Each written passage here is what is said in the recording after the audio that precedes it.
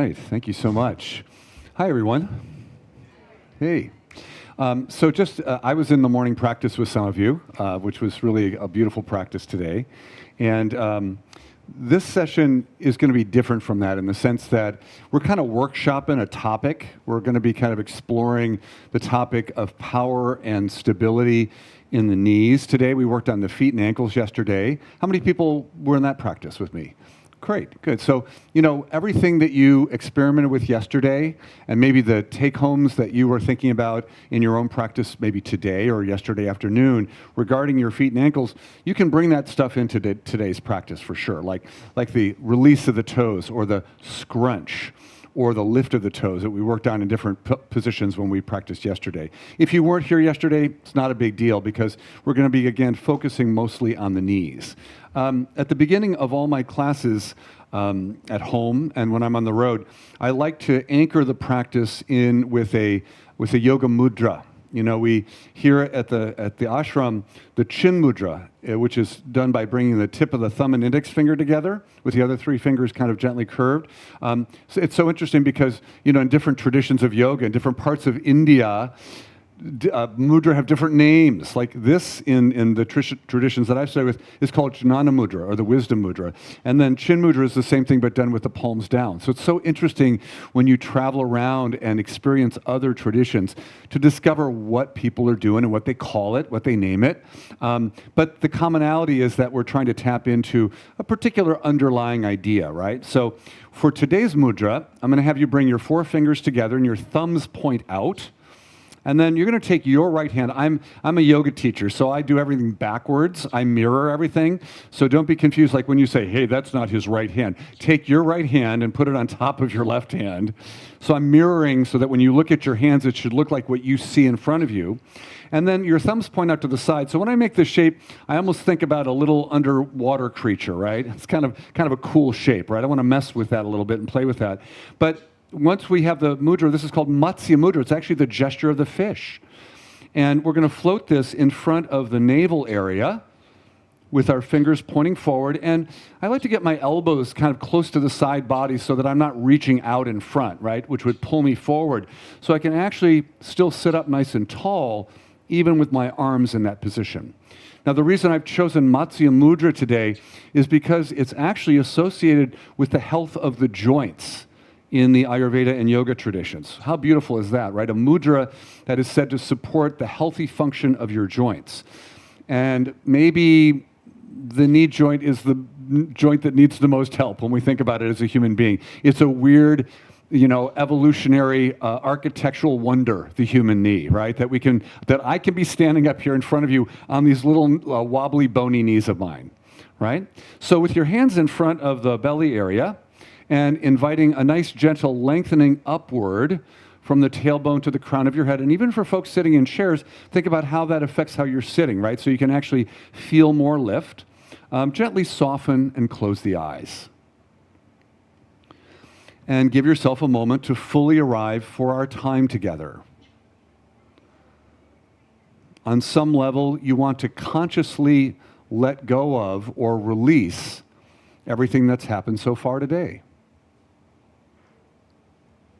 On some level, you want to consciously let go of whatever you're going to do after this particular session today.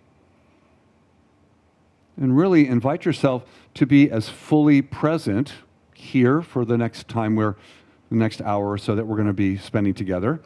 Try to be as fully present as you can. One simple way to be here now is to notice how your body's feeling right now. My body's feeling very different from when I woke up this morning. So notice how your body's feeling right now. How do your legs feel? How does the knee joint feel if you can sense any sensation around the knee joint right now?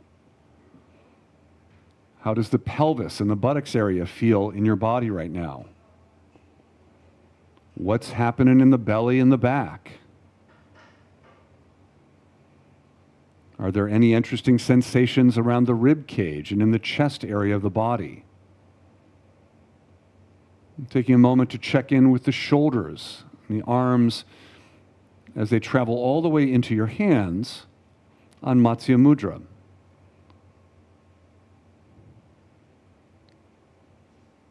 Finally, noticing anything interesting going on today with your neck and your head. As you maintain the inner lift of your spine, softly shift your focus and become aware of any thoughts or feelings that are percolating up or arising in your mind. What are you thinking about and feeling right now? Be a curious observer of your own mind.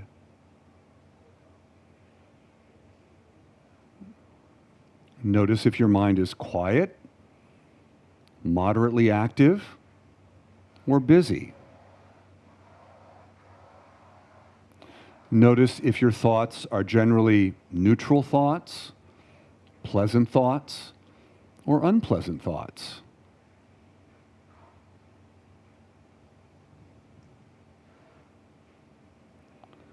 And then gently bring your attention to your everyday sitting breath. So not our pranayama, extended breath, or pauses, or retentions, but just your everyday sitting breath when you're just kind of relaxed and not having to really pay attention to your breath. Can you get out of the breath's way for a moment and notice how it flows naturally?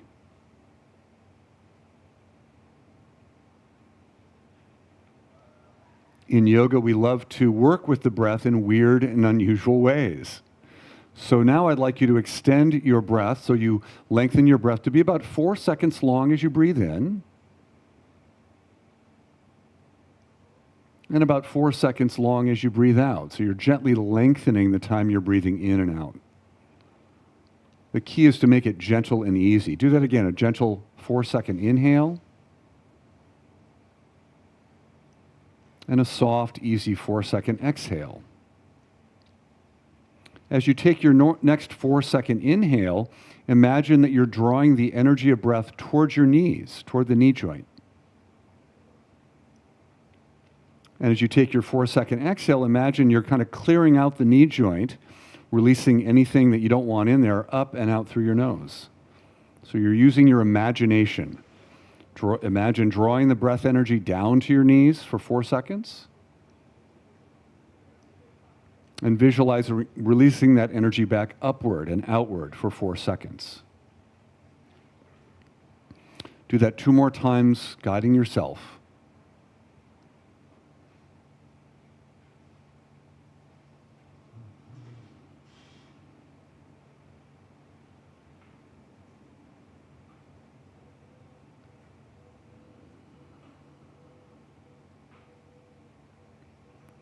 And then invite the breath to settle back to its natural depth and rhythm. Take a moment to set an intention for your practice today, your time with me here today, that's personal and relevant for you. And it could be about your knees, but it could be about anything really that's important to you right now. So set what we call a sankalpa, or an intention. Could be kind of like a goal that you want to set for yourself for your practice today. Hear your intention clearly in your mind. And then if your eyes are closed, gently reopening your eyes, take your mudra up in front of you, get really fluid with your hands, playful, swim that around a little bit. It just seems like you should do that when your hands are like this. And then go ahead and release your hands and twinkle your fingers and thumbs. And do some circles in one direction and then in the opposite direction. And then shake out the whole arm. And then shift from sitting bone to sitting bone. Okay, I think I promised yesterday at the end of class I would take 1 or 2 questions about what we worked on yesterday with the feet and ankles. So not anything that's like, hey, I've got this, thing on my foot, can you help me fix it right now? But if you have a more general question for me about the feet and ankles from yesterday, please raise your hand. Yeah, Megan. Rebounding, feet and ankles. Rebounding. Oh, yeah. Is the rebounder like that half dome thing that you can bounce on, or what is it? Oh, it's a little trampoline, yeah. So I like the idea of the rebounder, although I visualize people around the country launching off in the wrong direction when I think about it in my head. But I like the idea of that. And, especially if you're new to that, I would be near a wall so that you can have your fingertips on a wall. We were working yesterday. Actually, let's all stand up and do this because this is a nice warm-up. And I'll stand up here so you can see me. So I think the topic of fascia is pretty exciting right now and interesting. How many other people are kind of fascinated by fascia? Fascia is the connective tissue in our body that surrounds pretty much every structure and organ in the body, right? And it creates a network of interconnectivity from the toes to the top of the head and out to the fingertips. And when we do things that have a little bouncy quality to them, we can actually stimulate the reorganization. They use interesting language when it comes to the fascia. They say if it's unhealthy, it's disorganized, right? Like your mind is disorganized sometimes, I guess. And then actually, but when you look at it under a microscope, it really does look disorganized. And when fascia is organized, the fibers actually have they almost look like netting in those little avocado bags you get at Trader Joe's in the States. Anybody ever get those? You know what I mean? Where it's woven like that. So it's kind of interesting that we can, and people get disorganized in their fascia in two main ways: by not moving or doing some things way too frequently and too intensely. So you can overwork your body, over-exercise, and still get disorganized fascia. So you got to kind of find that sweet spot, right? So as we did yesterday, we're just going to bend the knees a little bit, and this is good to kind of just feel the light bend of your knees, right? And if your knees are cranky today, run that through the filter of what you know about your own body. So again, I'm going to assume that you're going to take really good care of yourself. And as you get a little rhythm going like this, kind of see how my knees and arms coordinate with each other. As we go forward with the arms, my heels are going to lift up now for a moment, and then they're going to tap down. So be careful not to lock your knees back. Keep your knees a little bit bent the whole time. So there's a little bit of what we call flexion in the knees. Now you can continue with this. This is great. This can be super, super helpful. Imagine doing this on one of those little mini trampolines, right? You'd probably start to get some air underneath your feet. So those of you that want to, you can take a little hop. Land softly, keep your knees bent. If you're not hopping, watch other people and go, wow, that's cool. Look at their legs, how they're working right now, right? So be curious, right? Because otherwise the mind gets funky on us, right? It starts kind of going places. So stay right here. Keep your breath easy, and then pause for a moment. Take a moment, and then as you're finishing, take a moment just to notice, for sure, I'm feeling aliveness in my feet right now that I wasn't feeling a moment ago, but also notice any other sensations up into your legs. All right, just kind of have a sense of how that feels. So I think these different ways that we can bring a little bit of bounce back into life is really great. I think if you're someone who loves, I was thinking about basketball today because in Spanish isn't the word baloncesto. So I was thinking, because there's a basketball over here, right? So I was thinking because I have to use my vocabulary occasionally. But I was thinking about, basketball, the jump shot. And how, when I used to play basketball, I did that all the time, right? So I think we almost have to recover or think about things that we did before, where we can do a little bit of hopping around. And even on our sticky mat, so maybe you can try this, facing the long edge, you're going to step just to the outer edge lightly. Oh, I'm sorry, not step. Face this way, sorry, everybody. I'm turning to the side so you can see this. We're going to get a little bounce, and you can step or hop, but you're going to come together and then out to the edge of your mat. And then together, and out to the edge of your mat. Little softness in the knees. We're not locking the knees. And then check it out. Come to the center, and then check it out. Step your left foot forward and your right foot back just a few inches, and then come back to center, and then switch it.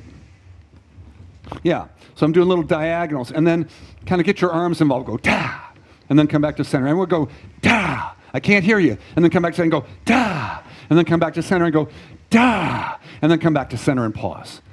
Yeah. All right. I'm big on sound effects. Like, I had a Brazilian woman take class with me one time. She came to Oakland, California, and she was in class. And like 5 minutes in, I don't know, we're laying on our backs, moving our leg around with a strap. And she's going, oh, yes.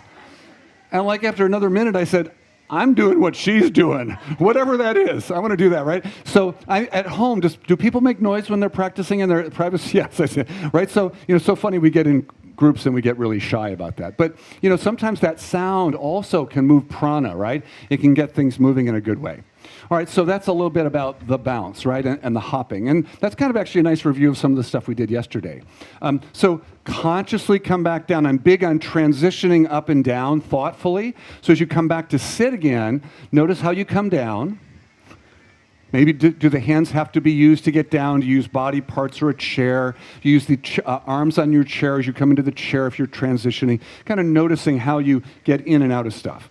All right, so maybe one other question that someone might have had from yesterday? Yeah, way in the back. What about people who have less flesh at the ball of their foot? Yeah. Can you do strengthening exercises to build up muscle under there to replace that fatting? That's a really good. So the question is, what do you do if you have less cushion at the ball of your foot, right? And actually, one of the things that can happen as we get older is that we can lose some of that density in the tissues of our feet. And not only that, but the feet can also start to widen. My brother's a year younger than me and an inch shorter than me, and we both had the same size feet. He now has, I have a size 11 foot, sometimes 11 and a half in Wilson tennis shoes, but he has a 13 size foot. So his foot has gotten bigger as he's gotten older, right? It's spread out. Right? So there's a lot of weird things that can happen to our feet as we get older.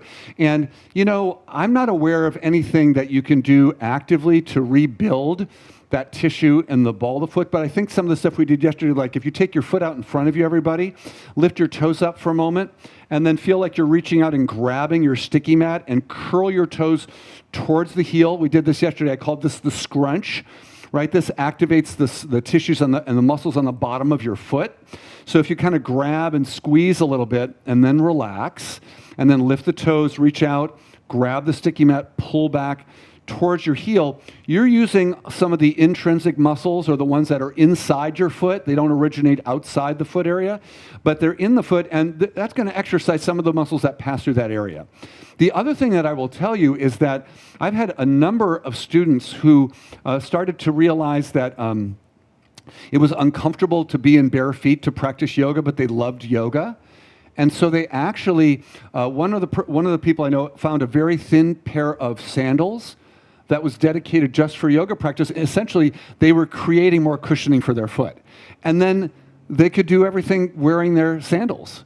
So I thought that was really clever. And I even had a couple people that wear a thicker tennis shoe, and they just use that just for yoga. So they're not walking around in the street. They're, walking in the studio where things are clean, and it works great for them. So that's a little bit about kind of the changes that can happen in our feet over time, right? Yeah. Okay, there's one final question way in the back. Yeah. Okay, hold on one second, because I've got a buzzer behind me. Someone's working in the yard. I can hardly hear you. Can you give me your Yes. Oh wait, we're going to give you a thing.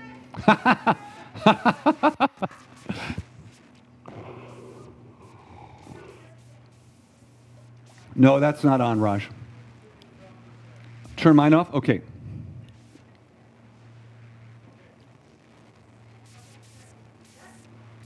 No? Yeah, this one wasn't working either up here.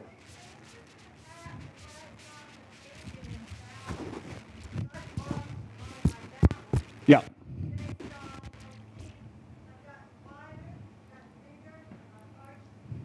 Yes.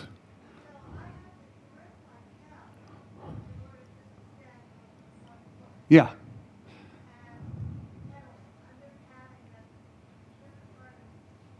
That's been your experience of your aging feet, right? So the other thing, I don't know if this happened to any of you, but a lot of times in my early yoga classes, there was certainly a lot of attention brought to what you were doing in your feet and your poses, right? And, if they saw people kind of using their toes to hold on, they would say, stop that, let your toes lengthen out. That's great for someone who's got really stable arches and really strong feet, but for some people, I actually think it's perfectly reasonable to engage the scrunch or to lift the toes if that enlivens the arches of your feet. So if you put your feet on the floor in front of you in your sitting position, and you keep the ball of your foot on the ground and you lift your toes up very actively, especially the big toe, a lot of times you can feel or even see that the inner arch of the foot actually puckers up a little bit towards the sky. And part of that is because the tendons that are going through the foot area actually pull up on some of the bones and the ligaments and stuff to create a bigger arch or a more stable arch for the feet. There was a guy that used to come to class when I was still living in Cincinnati when I first started practicing yoga back in 1993. And this guy, he would come to class and go, he'd talk about his flat feet all the time. But anyway, he was seeing his podiatrist and he was dealing with his flat feet. And it was suggested to him by the teacher at the time that he practice his standing poses at least half of the time he was in the poses with his feet, his toes lifted. And then the other half, try to relax it down and see if you could kind of maintain that feeling of lift.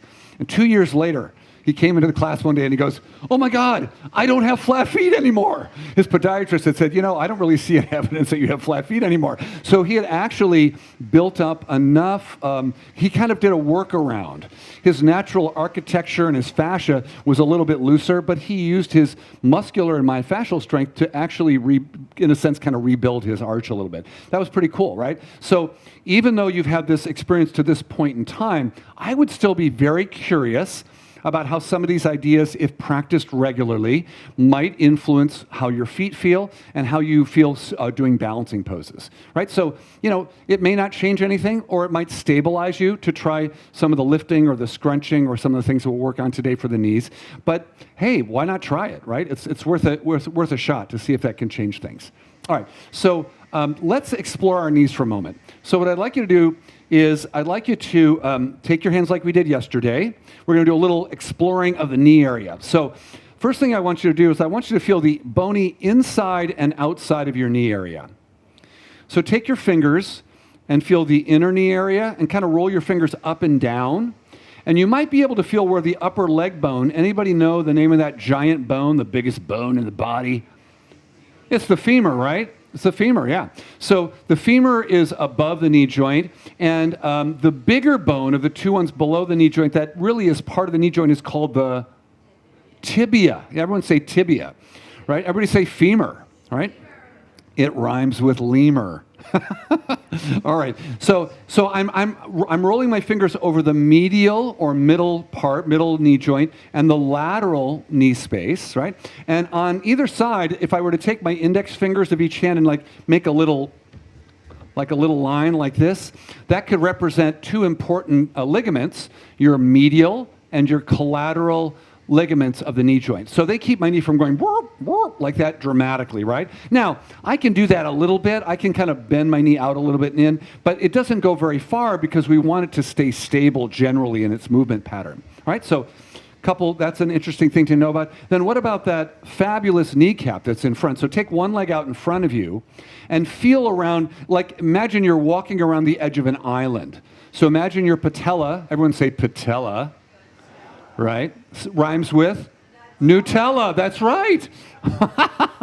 So move your fingers around the kneecap, kind of go all the way around. And you notice that just like the landscape we walk on, sometimes it's rocky, sometimes it's sandy or softer feeling. Can you feel that? And if you're relaxing your thigh, in particular the top thigh area, you can take your index fingers and gently, don't go super far, but you can slide your kneecap a little bit side to side, usually. I have a good friend of mine who's 40 years of age, has had to have 5 knee surgeries on her right knee in the last 2 years because she had a really significant biking accident. And her kneecap became fixed in place. It wouldn't move. And just recently, after her 5th surgery, she's regained mobility in her kneecap again. And she's starting to feel like the knee is really moving towards full healing now. It's very fascinating. So now, kind of pushing it side to side, that's your patella, right? And the if you touch the sides of your patella and from a straight leg you bend your knee, notice that the patella ends up kind of staying close to the tibia and moves kind of away from your femur a little bit, right? So if I straighten my leg, it seems like the patella slides back up towards my femur, right? So there's this kind of connection to the tibia through a little thing called the patellar ligament that goes from the patella down onto the front shin bone that kind of keeps a distance relationship in that area, okay? So if you feel right down in front of the patella, have your knee bent, slide your finger off the patella and onto that little bony bump that's right there. Can you feel that? That's the tibial tuberosity. It's the double T, everybody. Everybody say tibial tuberosity. Right, that's a pretty cool phrase. I like that one.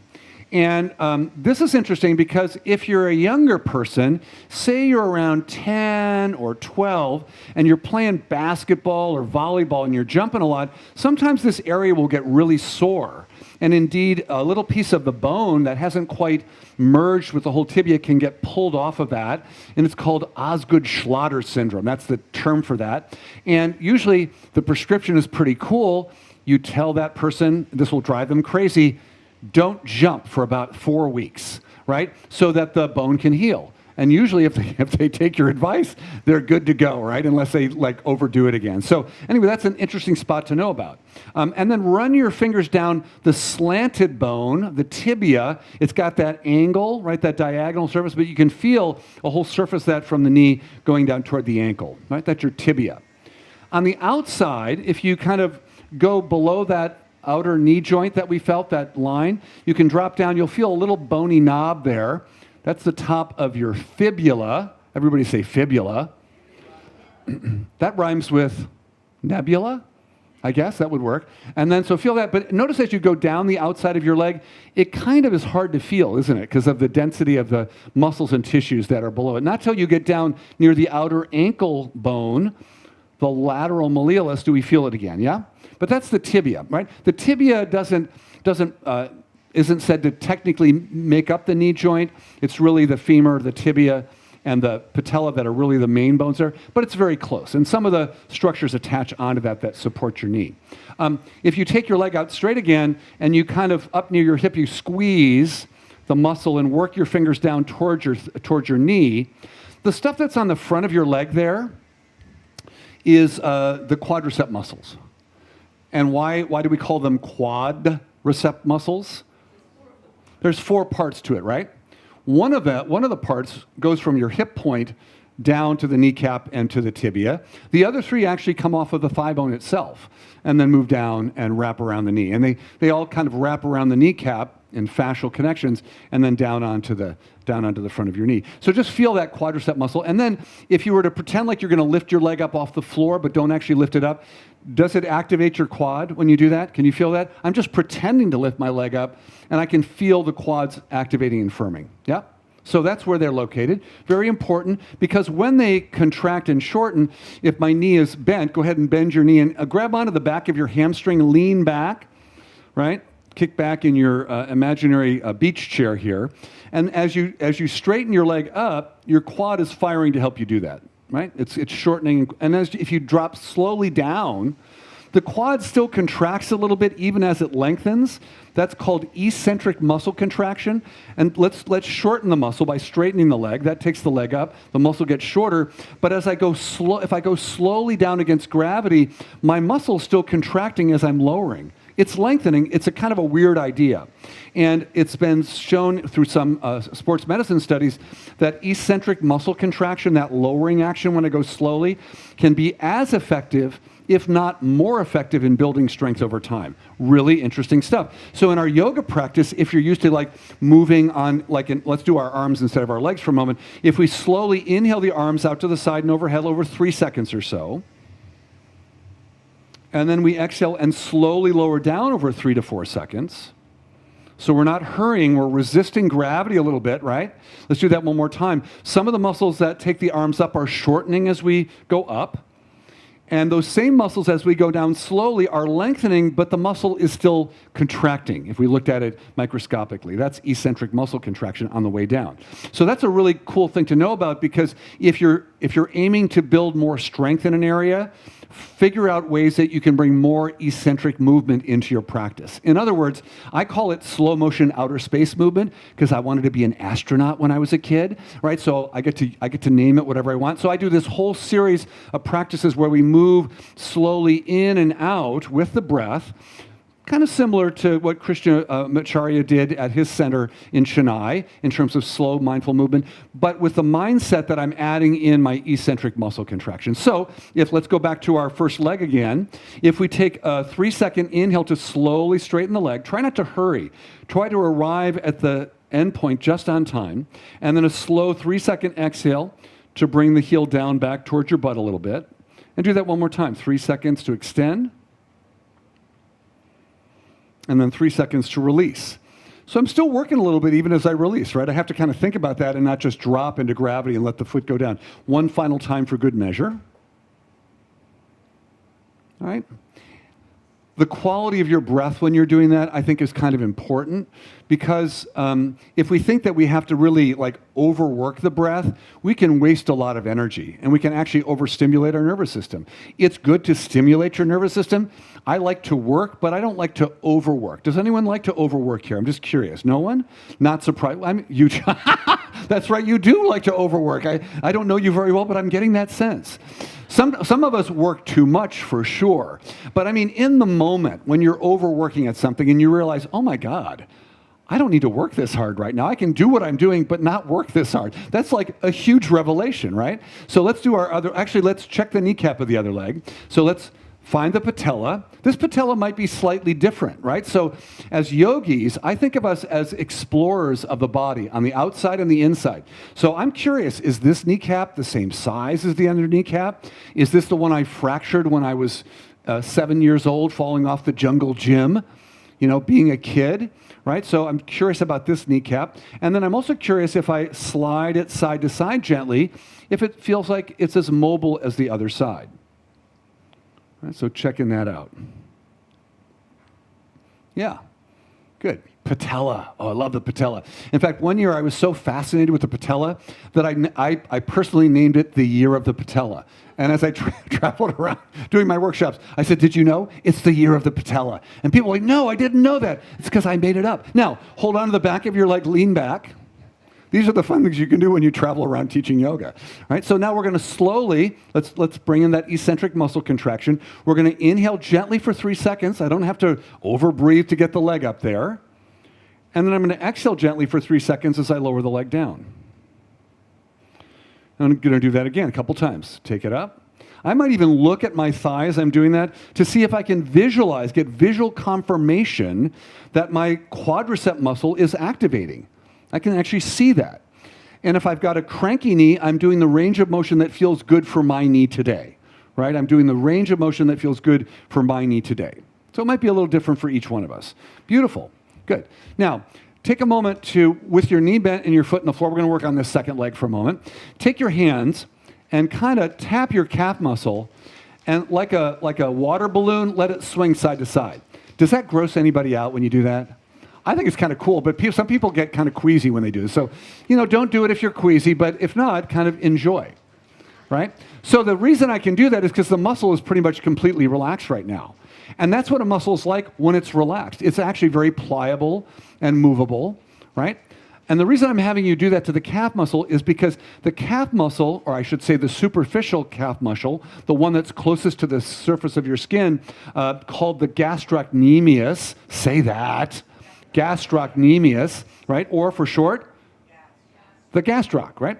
So that attaches to your heel bone, your calcaneus, through the Achilles tendon, and it also attaches above the knee joint onto the femur at the back of the knee, meaning it's going to have an impact possibly on flexion of the knee in certain body positions. Like if we're lying on our belly and we go to bend our heel towards our buttocks, the back of the leg's going to work, but also the back of the calf might help a little bit too. Or interestingly, it also has a paradoxical effect when I lift my hips up in bridge pose. Both my calves and my hamstrings actually contract simultaneously to lift the legs up in the air. So there's some interesting things in yoga where you might not think they're operating, but they're actually operating. So now let's actually meet our hamstrings. So you got to lean back and reach way down. You got to dig down near your sit bones, everybody. Find your ischial tuberosity. I love the word tuberosity. Say tuberosity. Does anybody grow any tuberosities in their garden these days? Anyone? Tuberosities? So you got your little tibial tuberosity. Can you feel that? That's basically where the hamstrings, all three parts of the hamstrings, come off, right? And then, so if we take our hands and kind of slide along the back of the leg, and if you push in as you're going, again, if the leg is relaxed, it's pretty soft, right? The hamstring can be pretty pliable. And as you get toward the middle, halfway between your sitting bone and the back of your knee, you'll notice that they begin to separate and split apart into right and left side. The part that goes more toward the inner part of your knee makes up the semimembranous and semitendinous parts of your hamstrings. That's just interesting to know. So if I get down near the back of my knee, I can stick my finger between the two tendons of those muscles. Can you find that? kind of cool, right? But if you feel the outside, the back outside of the leg and go down, this is the biceps femoris, or the outside hamstring muscle. There's only one tendon on that side. And if I thought of myself as like a little marionette or puppet, and I put the heel on the floor and I kind of pulled on I'm exaggerating this, but I'm pulling down on the tendons towards my sitting bones, that action helps to twist my shin bone in and out, right? So we do this in actions like movements without thinking about it. So I'm exaggerating that to give you this image of not only does the hamstrings, when they work together, bend the knee, but when the two sides work independently, they contribute to the shin bone turning in and turning out. Right? If you hold your thigh bone for a moment and rotate your shin in a little bit and out a little bit, your foot will probably move more than your shin does. Now try this. Bring the ball of your foot down, lift your heel up, keep your thigh stable, and then swing your heel in and out. And now I feel like I get more rotation in my shin bone when I do it that way. Anybody else get that sense from that little experiment? Let's try the other side. So first of all, tap your calf. So can I suggest that if your breath is conscious right now, and you are sensing what is happening inside of you, that this could be qualified as a new form of yoga asana, right? You're fully present for what's happening. You're actually interacting with the physical body, and you're gaining, I hope, some insight into how things feel and how things move, right?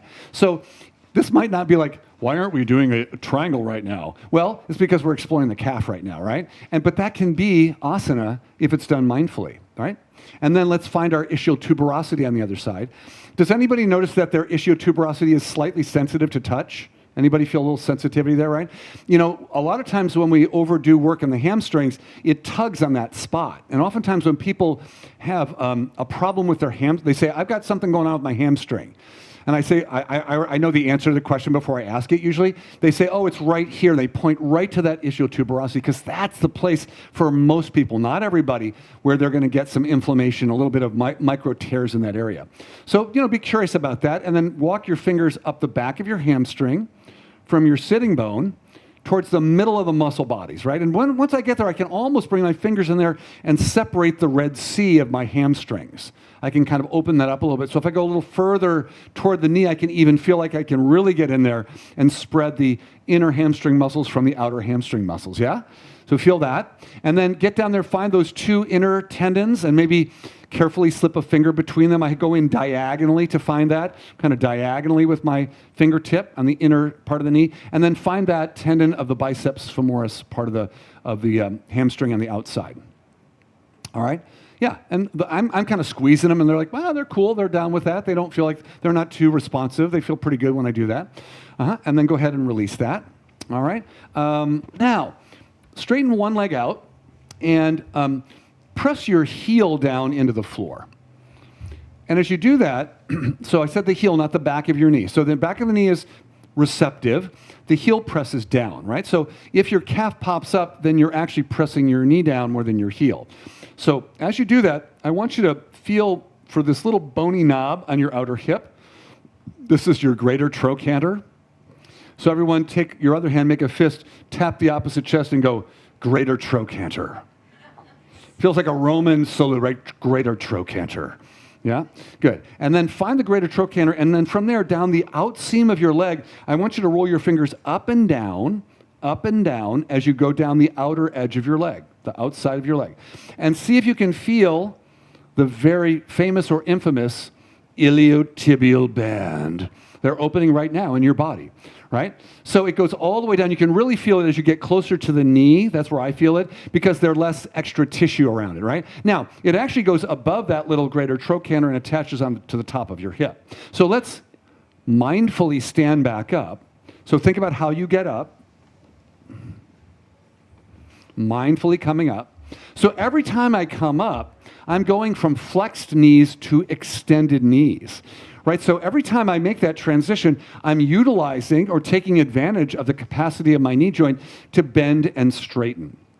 So now, find your upper outer hip area on one side, And then from there, now when I feel down into this area, the reason I don't feel the IT band distinctly is because the tensor fascia lata, which is right here at the front of your hip, just a little bit to the outside, maybe grab onto it like that. Everybody lean back like you're going to catch a wave or something, and then grab onto that right tensor fascia lata, right?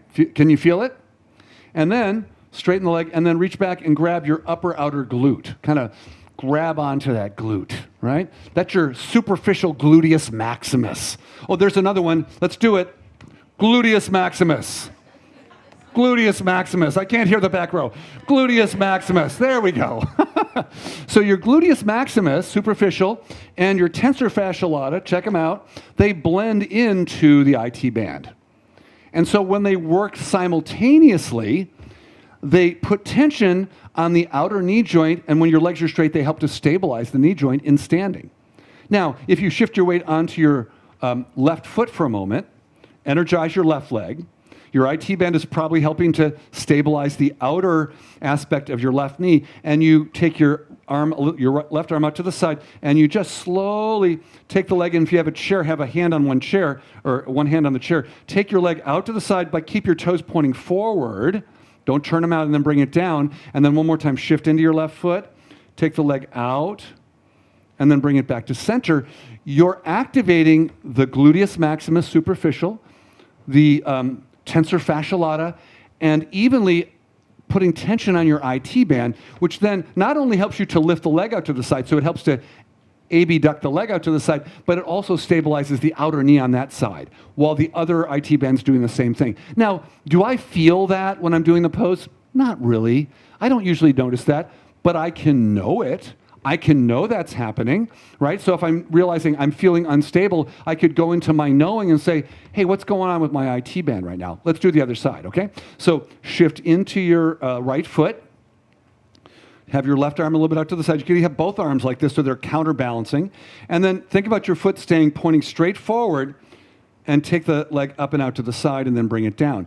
If you let your foot roll out, guess what? That means your superficial gluteus maximus is trumping or overworking or overdoing the other muscle. So it's taking over and turning the leg out. So keep it really even as you go up and out to the side.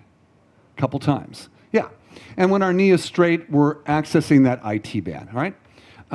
While we're here, take your feet off your mat, just off to the sides of your mat a little bit.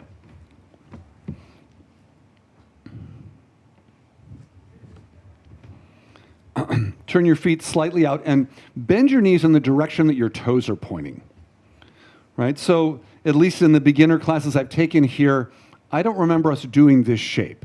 And in some traditions, this is called the goddess leg position, or sometimes horse person's position, right? Like riding a horse. And so I'm looking at my knees. I want you to look at your knees, and I want you to notice where your kneecap points. Is it pointing towards your second and third toe, or your big toe, or your pinky toe?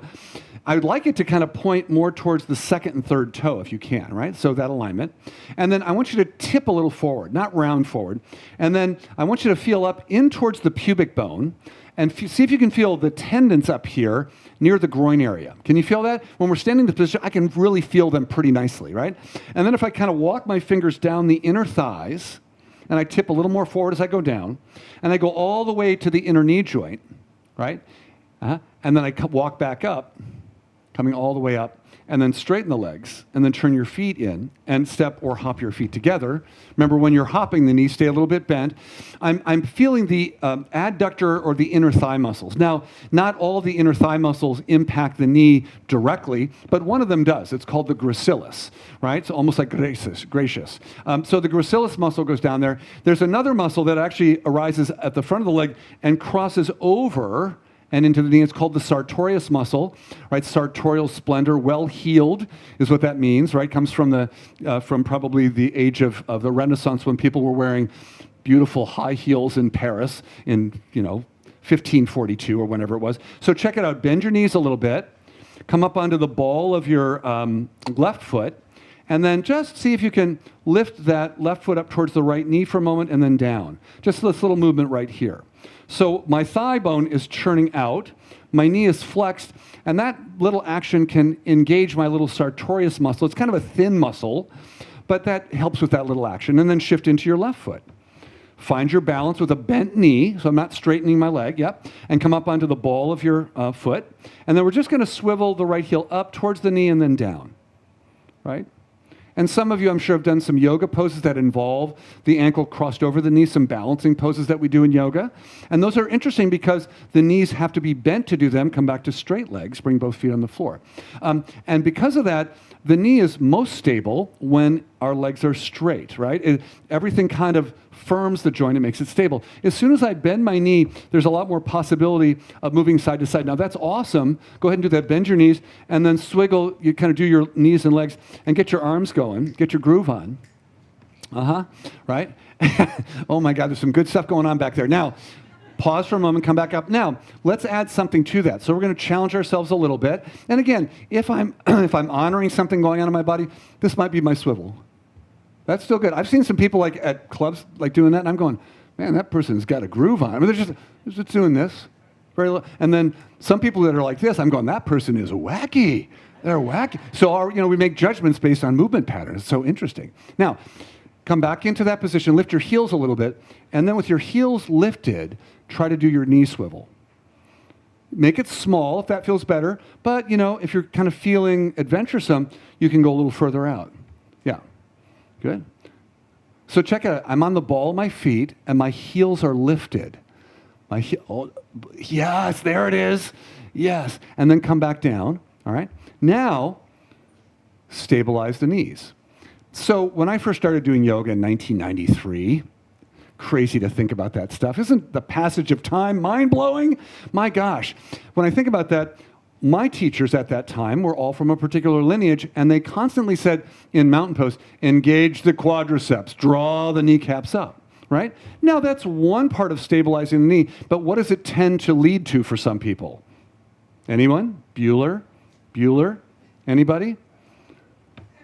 Hyperextension of the knee, especially for people that have very flexible joints. They're going to tend to push excessively backwards, right? And that can just create weakness and stretching on one side and over-tightness on the other. So this is kind of an imagination thing. I want you to imagine that your quads are partially engaged, but that your hamstrings are partially engaged. And that your IT band and those two muscles I mentioned in the upper outer hips are partially engaged. And that your inner thigh muscles are partially engaged. As I do that, as I go into that thought experiment, my legs feel very different than they normally do in mountain pose. Is that true for anybody else? I mean, I feel like I'm working a lot more around the circumference of the leg versus solely in the front of the leg, right? I'm bringing everything to bear that can be brought to bear in that position. Beautiful. Now relax that and get kind of springy for a moment. I think about Tigger the tiger, right? He loves to bounce. He bounces on his tail, though, right? Isn't that how he gets around? Boing, boing, boing. All right. It's been a while since I've read the book or saw the movie. All right. So as you come back to center now, this is a little trickier. So you might have to let the ball of the foot touch a little bit. So I want you to bend your knees, and we're going to do the little let me reframe this. We're going to lift the toes, and then as we get our knees going side to side, try to get more weight into your heels. So your butt might have to go back a little bit in space. Check it out. Might have to get the butt back there. And as you're going side to side, notice how you might roll from the outer edge to the inner edge of your foot more distinctly than you would in other positions, right? Can you feel that? So not only am I getting that little lateral side-to-side movement in the knees, which might be important for snow skiing, right? For people, anybody a downhill skier here? Right? So kind of keeping some awareness of how the legs move in this position and saying, I'm going to keep these knees really mobile and strong so that I can continue doing what I love to do. Right? So feel that inner and outer edge of the foot and then come back to center. Energize around the circumference of your legs. Notice what your habit might be in mountain pose. And kind of, I always say that when you come to my class, you're coming to the Baxter Bell Yoga Boutique. You're trying on what I have to sell here. You don't have to take it home with you. But while you're here, this is what you can try on, right? So try on the activation of the whole leg, not just the front of the leg, right? And as you do that, if you close your eyes for a moment, you might be able to get more information from your proprioceptors and your exteroreceptors than you can when your eyes are open. So see if you can hear, sense, or feel more deeply the entire circumference of the leg working. All right? And then let your eyes reopen. Now, we've worked a little bit on how we can strengthen the quads. And what I want to, let's intelligently come back to sit for a moment. So notice how you get down, how much extra help you require in getting down. Let me have just a quick sip of my tea.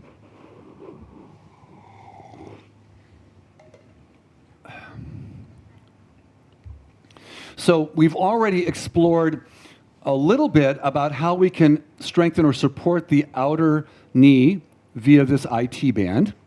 We've already experienced a little bit of the possibility of strengthening the quads through very simple actions, right?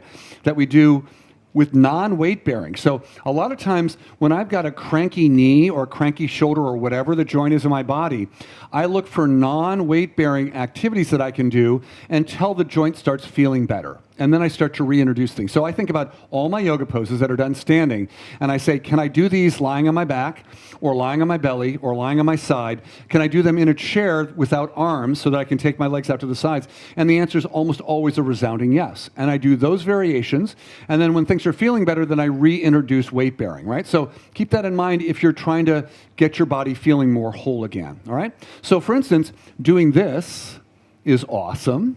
Right? If I want to do it weight bearing, just stay seated for a moment. We'll come back to this in a minute. I can do this, right? I can do this slowly down and slowly back up, right? So I can use an active standing practice to get that same activation in the legs. What about the hamstrings? So the hamstrings are interesting. And if we lean back again at our little beach position, but with our feet on the floor and our heels definitely on our sticky mats. You want your heels on your sticky mats. And the other thing I would say is, I don't want to assume that coming back like this is easy for you, so I want you to be mindful of your wrists. A couple things that I noticed is like in the tradition here, they were teaching the hands pointing straight back and going up into some of the poses. This puts the most tension into the form. For me, that's the most challenging way to have my hands. Having my hands forward is the second most challenging, but turning my hands out 90 degrees oftentimes is much easier for a lot of people. So if wrists and hands are an issue, play around with the angle of your hands and find the one that works good for you, all right? Hallelujah. Can I get it all right? Yeah. So, I'm going to, yes, snap your fingers. All right. So we're going to take the right heel and we're going to put the right heel on the mat. And then I'm not going to actually move my heel. In your other leg, let's stretch the other leg out. But I want you to press your right heel down, and then like I did with the scrunching of my toes where I pulled my toes toward my heel, I want you to try and pull your heel towards your sitting bone without moving your foot. Can you feel the back of your leg activate?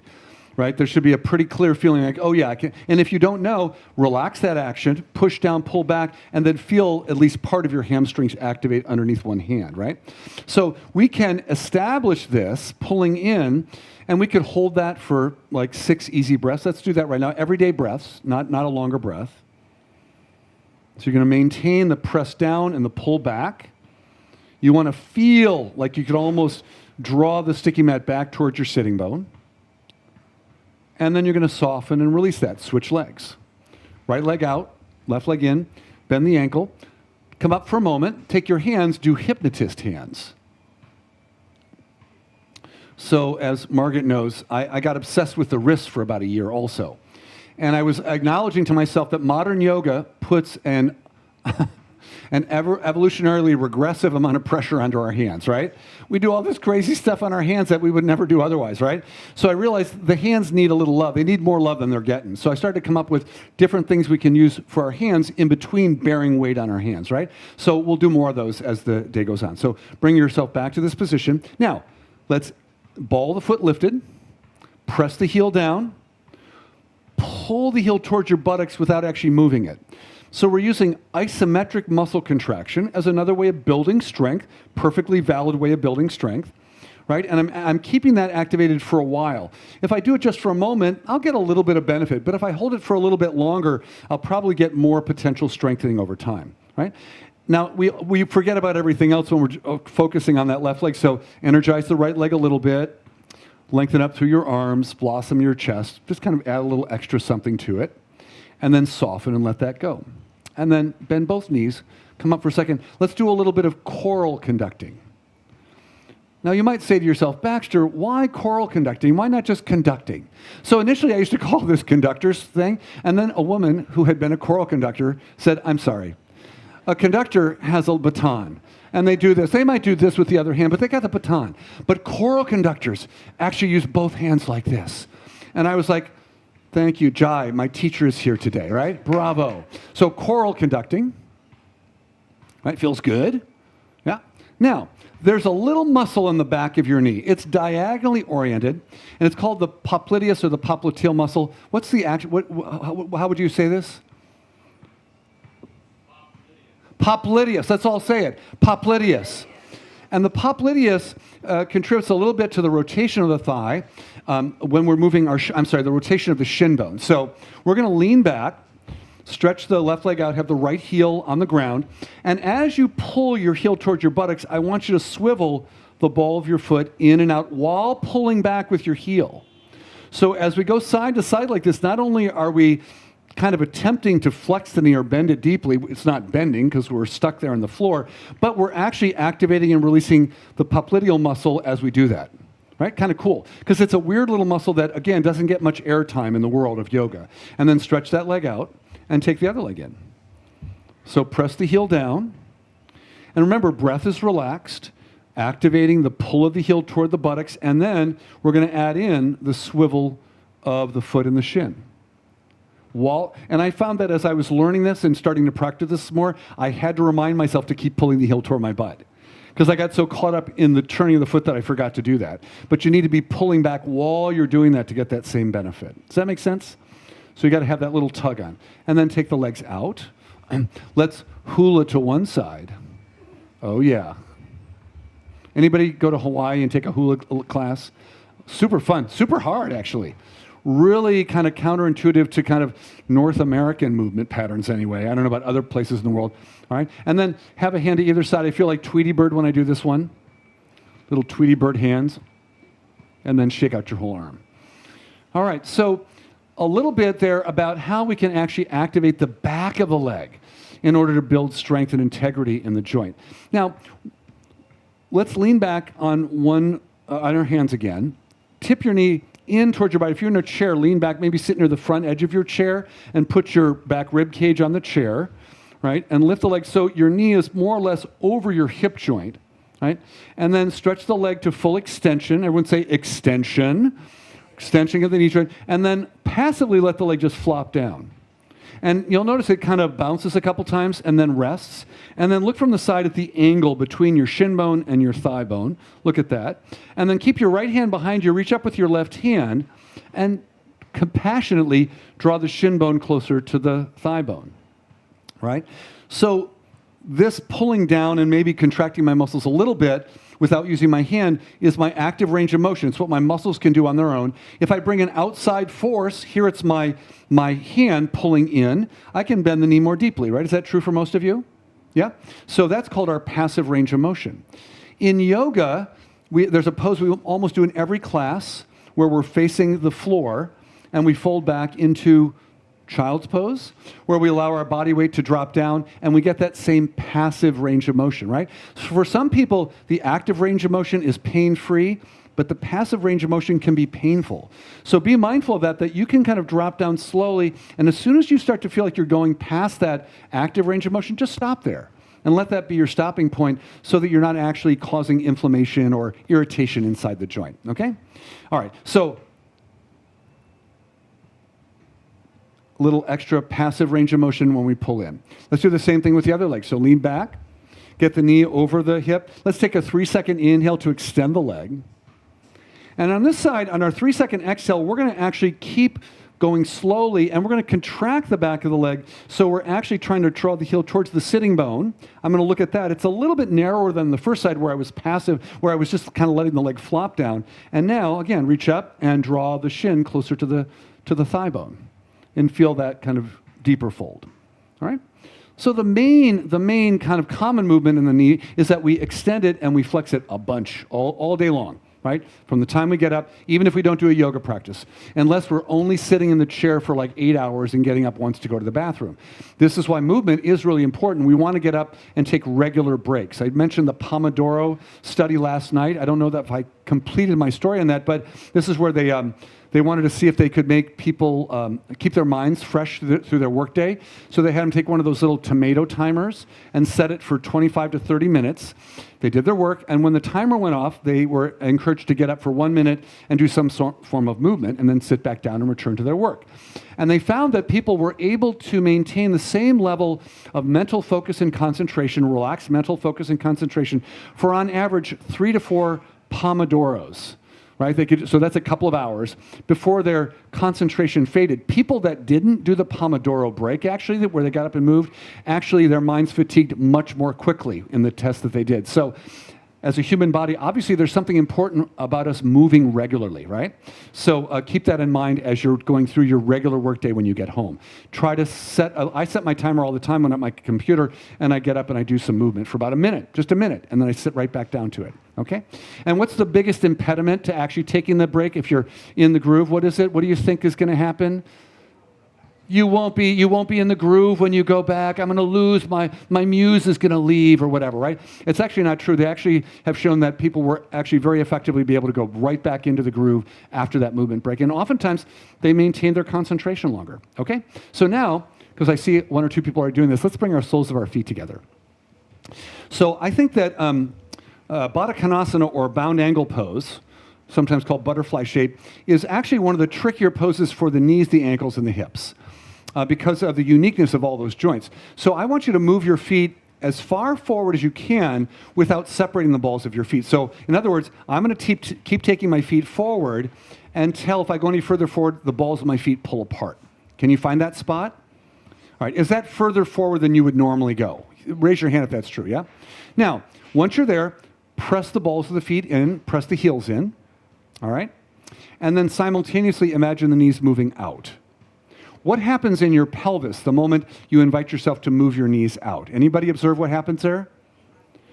Well, I don't want it to be painful, so if it's painful, back it up a little bit, right? Because that's good information. But what's the underlying movement that happens? Yes. And what's happening, that's right, Helen, is your pelvis is starting to rock forward a little bit. Can you feel that? So the action of the knees moving out invites anterior tip of your pelvis, right? We're not working on the hips today, but I love to notice what's going on above and below the knee joint. When you're having trouble with your knees, look to the ankles and look to the hips. Look above and below the knee. It might not be the knee that is the source of why your knee is troubling you right now. So be aware of those things. Okay, now, notice how that feels in the knee joint. Good, bad, neutral. Lean back a little bit and only bring your heels in about 2 or 3 inches closer to your pubic bone. Reorient so you're sitting up as comfortably high as you can. Press the soles of the feet in. Press the knees out. If I only press the soles of my feet in, I tend to feel a tightening in my lower abdomen and a slight tipping of my pelvis backwards. It's subtle, but can you feel that? So exaggerate it. Press really hard in with your feet. Does your lower back want to round back a little bit? Pelvis tip. So if it's not happening, cool, but that's what I notice in my body. Now, press in and then push out at the same time. Do you prefer how the knees feel here, or did you prefer when the feet were further forward? Just ask yourself that question. That answer is important for you, okay? And then lean back and bring the heels in just another 2 inches. I'm nowhere near my pubic bone yet. I still have I have like that much space between my pubic bone and my heels. So I'm still pretty far out there. And if I'm touching my legs, I'm not pulling myself forward. I'm just stabilizing, okay? So you can bring your hands from behind you to your legs. Press the feet in. Push the knees out. Do both actions simultaneously, right? Without conflict, in harmony. And then find like the sweet spot for both your knees, your pelvis, your feet. And notice how your knees like this location, all right? You're just logging this away, right? Lean back a little bit, bring the heels in another couple inches. Now, if you've already discovered that you've bypassed your happy spot, then stay with your happy spot, right? So don't worry about, there's nothing metaphysically special about having your heels near your pubic bone, right? It really probably means you have a really unusually flexible hip and knee joint in your body, right? So you're bringing it in. Now I'm about maybe 4 or 5 inches from my pubic bone. Now, I want to notice if I really have to use my arms to stay upright. If I have to use my arms to maintain my lift, I brought my heels too close in, right? Now, my knees are more deeply flexed, and for some of us, that's where we feel stronger sensations. And right, if one side is good and the other side's bad, just what you could actually do like a Janushirshasana leg and keep the one leg in that position and not worry about the other leg. So that would be a great variation if you found yourself in a public class where the teacher was having you go through this and just wasn't working for you, right? Right? Press the feet in, move the knees out. Press the feet in, move the knees out. Yeah, we'll talk about that in a second, okay? So now, lean back, stretch both legs out. Oh, I love this moment. So like, do you love this moment? Like I love this moment? I love this moment. So make a sound that tells me you love this moment. Oh, right? So the Brazilian in you is right there ready to come out. So then roll your legs in and out a little bit. So when I have limited flexibility in the hip joint here, usually, what happens is the muscles that attach onto my pelvis and down into my legs have to overgrip to keep me from tipping back. And so that's where we feel that little crampy tightness at the top of the hip. In fact, with your leg out in front of you, you can probably find that little tendinous area. And when you massage it right now, if it was really tight before, it'll probably feel like it really likes you massaging it right now. Like it's that kind of, oh, it hurts so good feeling, right? Where something just feels a little more intense. Yeah, good. And then stretch the legs out and tap your legs. All right. Any questions about that exploration of Baddha Konasana? Which variation is the right variation? The one that works for you is really the one that is probably the right pose for you. Interestingly, Baddha Konasana is what I call an ancient yoga pose, meaning it was actually found in the earliest texts, the Garanda Samhita, the Shiva Samhita, the Hatha Yoga Pradipika.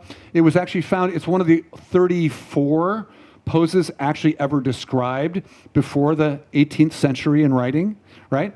So it's actually a very integral part of the classical practice of yoga and meditation, right? It was an option for your sitting meditation. So therefore, I want you to find the variation that works for you because there's a lineage of importance around this one that's different than, for instance, doing half moon pose, right? Which is a modern yoga pose, right? Now, let's make that transition. As you're transitioning, be aware, coming up to standing, be aware of your knees transitioning to standing. And we're going to do a couple of standing poses that utilize the knees in a very specific way. All right, and shake your legs out. All right, so in our yoga practice, in modern yoga, we do some standing poses that involve flexion and extension of the knee joint on a regular basis, right? So think about the poses that you already know fit into this category. You're bending and straightening one knee in what posture? Anybody? The warrior poses, both of them, right? Warrior 1 and 2. Warrior 3, I might get into warrior 3 by bending and then straightening my leg, right, to get in and out of it, right? So those are very commonly used. What's another pose that's symmetric that involves the bending and straightening of the legs? Sun salutes, we do that for sure, but I'm thinking about one particular pose that what's that? Chair pose, right? Or Utkatasana. So grab, if you've got one of these cushions, I want you to grab a cushion. And I'm going to have you, and if you don't have one, they're actually more in the back cabinet right there, so you might grab them, because this is kind of nice. We're going to place the cushion just above the inner knee joint, and we're going to pin it. We're going to squeeze in to the point where if I squeeze too hard, I don't want it to fold. So I'm looking, it's on the verge of folding, but it's not going to fold, all right? And then I want you to look down at your knees and your ankles along the front of your thighs, and I want you to keep your knees more or less over your ankles, but I want you to bend your hips and your knees and let your butt go back, so you're going to have to lean out. So I'm coming into a weird Utkatasana where my knees are mostly over my ankles. They might be a little bit over my foot, but I'm really sticking my butt back a lot. You could put your hands on your thighs to make it easier, right? And I'm looking down to kind of get that relationship of the knee and the ankle as I'm in Utkatasana legs. As I squeeze in on my little makeshift block here, I'm activating the inner thighs. I'm activating some of those adductor muscles, yeah? And then come up and out smoothly. So for that variation of Utkatasana, I really have to lean out more to keep my knees over my ankles as I go forward. Now we're going to do a second variation where we're going to actually invite the knees to slide outward in space, so when I look down, I can't see my toes. They're just going to cover your toes. So as you bend your knees forward, looking down, bend them forward till you can't see your toes, and then the butt can go down a little bit more. But for me, my chest naturally is higher than it would be in that first variation. And my knees feel different in this one, right? They have a different impact on the structure within the knee. And then slowly come back up.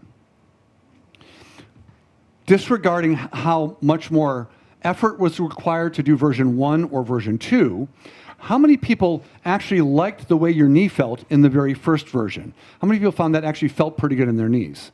Okay, maybe better than the other version, right? So we're going to compare these two things. How many people felt that the second variation with the knees over the toes felt better in your knees today, right? So this is important because just like Baddha Konasana, I can, to a certain extent, I can choose where to place my knees. Now, I had certain teachers that said, no, it's always this way, right? And again, I have a unique human body. You have a unique human body. You have a unique human body.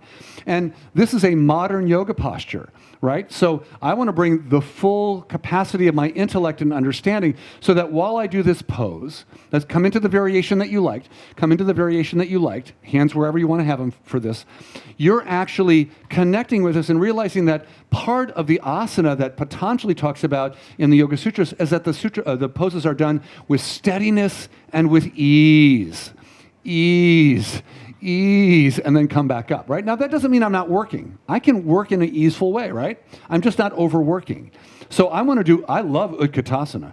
It's got very practical applications to everyday life. In fact, this pose might be one of the premier poses for yoga for healthy aging, right? It helps us get out of bed in the morning. It helps us get down in the garden. It helps us pick stuff off the floor without having to do straight-legged forward bend, which strains the lower back oftentimes. So the squatting actions are super powerful. So now with that in mind, remove this, set it out of the way, step your feet at least to the edges of your sticky mat, if not a little further apart. We could actually spend a week just doing this sort of exploration with our knees, right? So, forgive me that we can't do more, but I'm hoping you get at least a couple of kernels out of what we're investigating today. So, deeper squatting, I didn't get to this in my talk last night because I ran out of time, but a lot of people in sports medicine and sports physiologists and kinesiologists believe that the squat action is one of the essential skills to maintain as you get older, right? Not related to yoga at all. But in yoga, we have a pose called malasana, right? Which is garland pose, which is a deep squat. And if you haven't done this one before, we'll move in that direction. So what I'd like you to do first is bend your knees in the direction of your toes. Now, if you're keeping the knees above your ankles, your butt goes a little further back. If you're moving your knees forward a little bit, you can slide your knees out more over your toes. So I call this stage 1, okay? We're coming to stage 1. In stage 2, I'm going to bring my thighs a little bit more parallel to the floor. So again, if my knees are over my ankles, I'm going to have to send my butt back more. We're going to bring our elbows onto our knees. If your knees are unhappy here, you're going to go back to stage 1 because that's your stage. That's a good stage for you. Stage 2 is not better than stage 1. It's just different than stage 1, yeah? So I'm in stage 2. I'm hanging out there.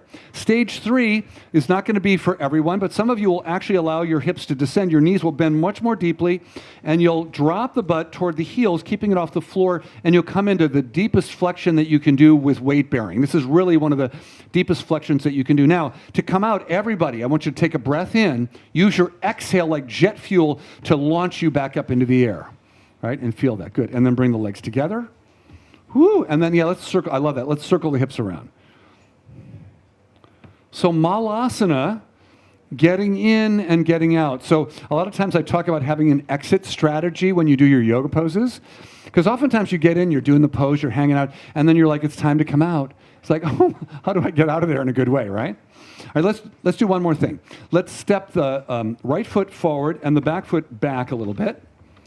And turn your back foot out only about 15 degrees. And wiggle your right foot to the right side of your mat an inch or two. Wiggle your right foot to the right side of your mat an inch or two so that you can kind of easily bring your chest forward and around. All right? Bring your hands on your hips. I want you to, again, gaze down at your right knee and your patella And as you exhale, bend the knee in the direction of your second and third toe.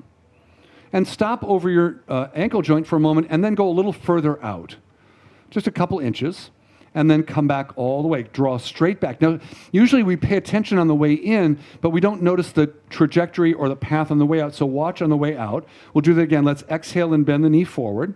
Stop for a brief moment over the ankle and then bend out closer to the toes, and then come back up. Now, in running and walking, we bend our knee past our ankle all the time. In yoga, somebody got the idea in their mind that you should always stop directly above your ankle, or at least in some traditions. But I believe that when you're moving dynamically, you can safely go out beyond the ankle a little bit and safely in, because this is a normal human action in the knee joint, right? And so I actually want to replicate that in my yoga practice sometimes. Now, if I'm going to hold the pose longer, then I like to stop there because there are some shearing forces in the knee joint, and probably this is going to be happier for most knees, right? So stopping for a moment. And then come back up. Keep your legs as they are, but turn your front foot out about 10 degrees, just a wee bit, all right? Yesterday, we talked about the fact that even in mountain pose, there's this modern encouragement to have the feet parallel. And yet, when most of us stop walking and stand to talk to someone and we look down, our feet are not exactly parallel. It's kind of an artifice that we put onto the yoga practice. So for some people, if we now bend our knee, we would probably be bending the knee in the direction of the big toe. Bend the knee in the direction of your big toe, and notice if that feels better or worse in your knee joint. I would guess that maybe 5 or 10% of the people in this room, this actually might feel better in that right knee than the way you normally do this. So tuck that little factoid away in your brain, because that might be a way to practice, at least in your home practice for a while, until you can have an honest conversation with your yoga teacher when they're wondering why you're doing that, right? You can blame me. Say, Baxter Bell, man, he's to blame for this. And then step forward.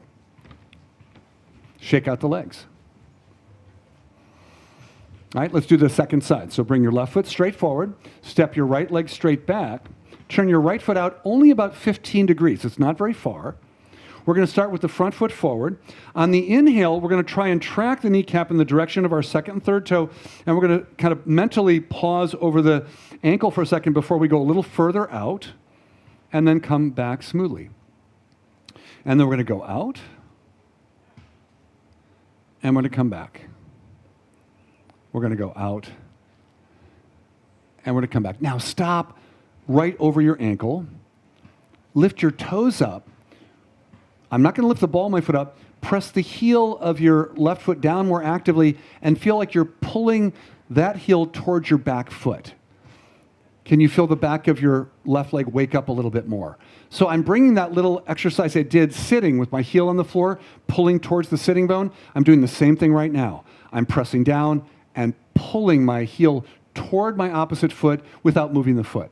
I'm waking up the back of the leg. And then straighten and step forward. Come into a mountain pose that honors what your feet like to do when you stand comfortably. Like, imagine, we did this yesterday, imagine you're walking down the street, do your imaginary walk, walking down the street, right? And you might even lift up your feet, because otherwise you might kind of go right back into, proper yoga Tadasana. And then stop, bring the weight evenly into your feet, and then just gaze down and look at the angle of your feet.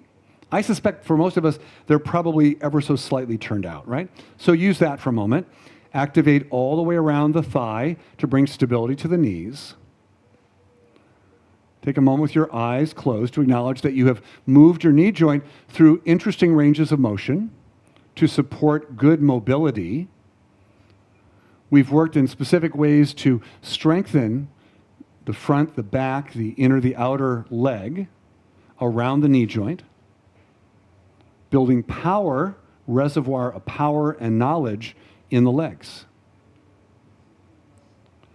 And then quietly bring yourself down thoughtfully as you open your eyes to sit and then to stretch out on your back for a moment. So let's just take a short little break to allow all of this stuff to kind of settle into our minds and our bodies.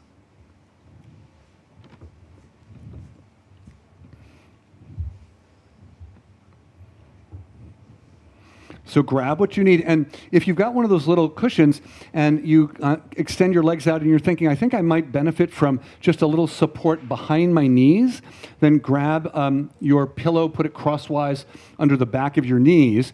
So there's a little micro bend to your knees. And if that doesn't cause your knees to bend very much, draw the pillow up a little bit towards the middle of your back hamstring area. So instead of having it directly underneath your knees, you bring it just a little bit closer in.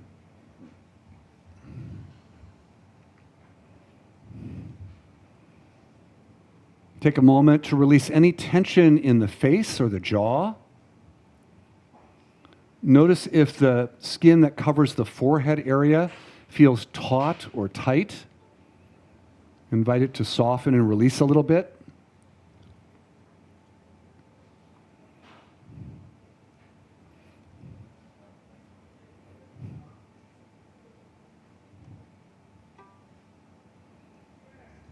Take a moment to release any tension in the soles of your feet.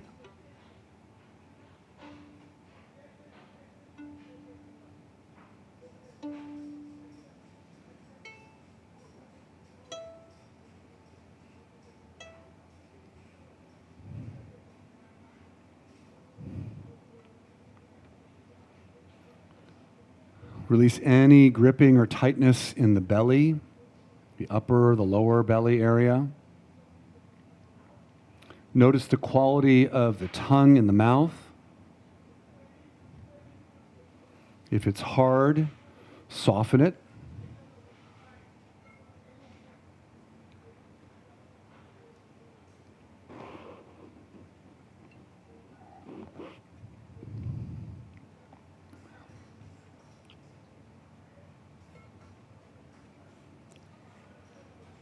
Authorizing your body to shift from doing to being. Even letting go of any little pearls of wisdom or insights from your practice. All of that will be there when you come back from your brief rest.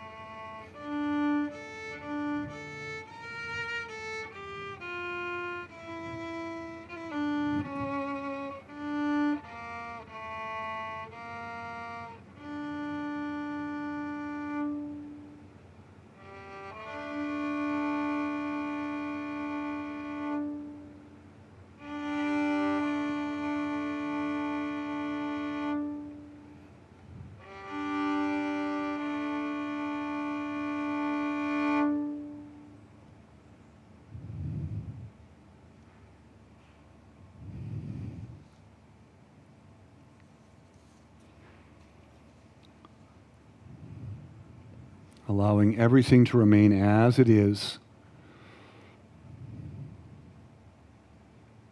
Inviting the ears to remain gently receptive.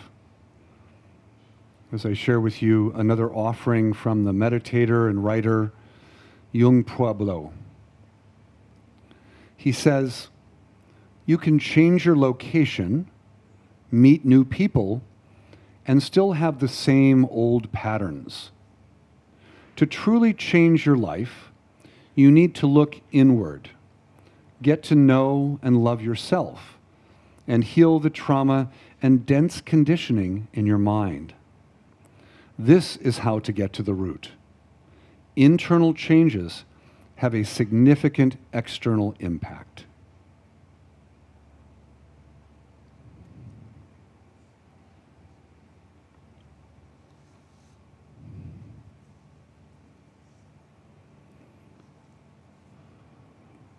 Again, softly and gently, inviting a fuller, deeper breath in through the nose. Gently releasing the breath all the way out.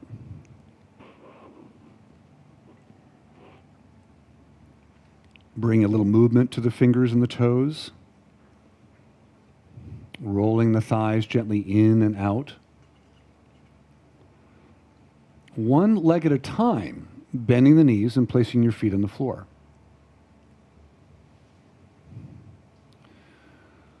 Just to switch things up a little bit, let's roll to our left side today and use your right hand on the floor to bring yourself up to sitting.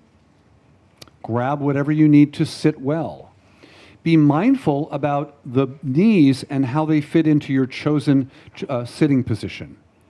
So be mindful about your knees and how you're choosing to position yourself relative to the ongoing happiness and good function of your knees.